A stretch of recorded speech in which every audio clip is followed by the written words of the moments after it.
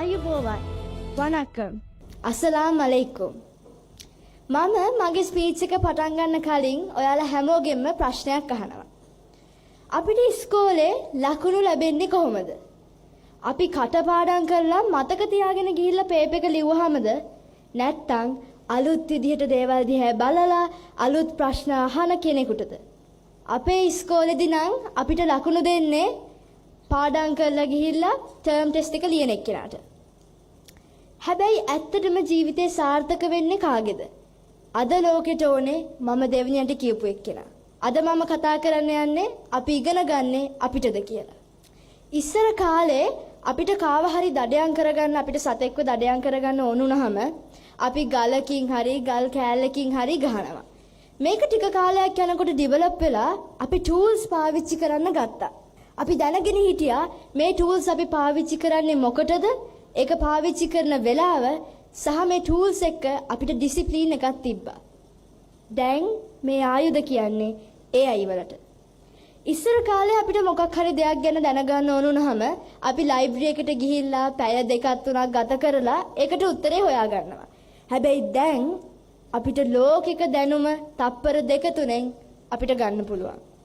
AI නැත්නම් මේ artificial intelligence කියන්නේ මිනිස්සුන්ට වඩා එක ස්ටෙප් එකක් උඩින් ඉන්න එකක්. මම තවත් ප්‍රශ්නයක් ඔයාලගෙන් අහනවා. AI අපි වෙනුවෙන් හිතනවද? නැත්නම් AI අපිත් එක්ක හිතනවද? ඉස්සර කාලේ මිනිස්සු ගමන් ගියේ මොනවද? ඉස්සර කාලේ මිනිස්සු කරත්තවල ගමන් ගියා. ඒ කරත්තේ පැද්දේ කවුද?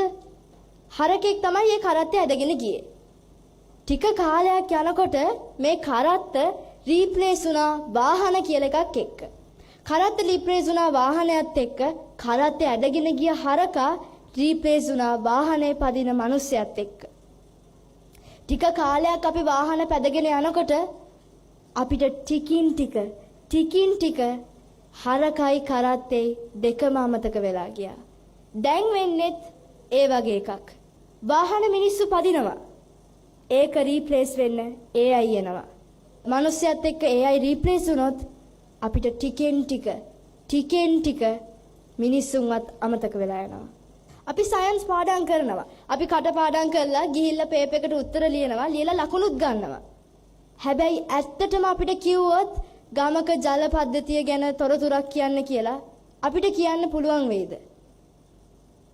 අංකල් ආන්ටිලා හිතලා බලන්න. අපිට කියන්න පුළුවන් වෙයිද? අපි දැන් කරන්න ඕනේ කට පාඩම් කරලා අවුරුදු 400ක 500ක තොරතුරු ගිහින් පේපර් එකේ ලියන එක නෙමෙයි.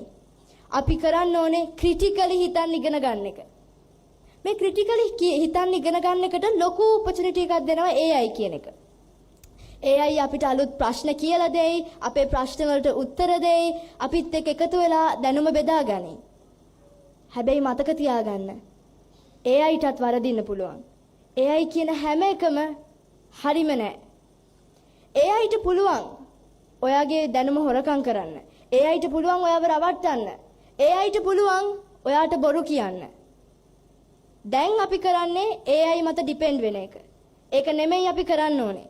අපි කරන්න ඕනේ AI යොදා ගන්න. AI උදව් කරගෙන අපේ වැඩ දියුණු කරගන්න එක. මතක තියාගන්න. AI කියන්නේ ටූල් එකක්. ටූල් එක පාවිච්චි කරන්නේ මොකටද? මොන වෙලාවෙද? ඒ ටූල් එකේ ඩිසිප්ලින් එක තියෙන්නේ ඔයාගේ අතේ. Thank you.